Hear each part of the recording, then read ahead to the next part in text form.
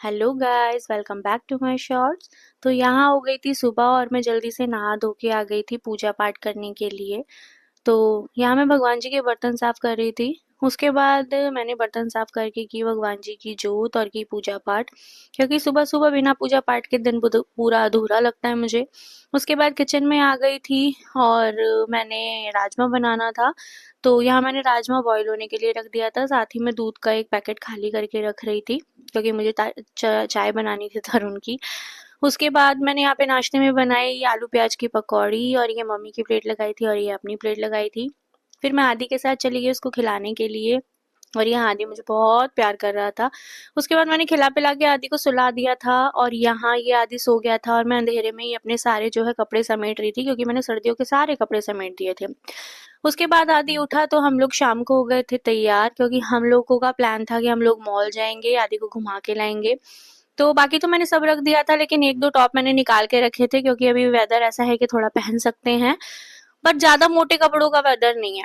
उसके बाद हम सब लोग तैयार होके निकल गए थे। तो यहाँ पे मैं और आदि पोज दे रहे हैं, और यहाँ मम्मी हेलो बोल रही हैं, यहाँ तरुण है और यहाँ पापा बैठे हैं। पीछे की वॉइस को थोड़ा सा अवॉइड कीजिएगा दोस्तों।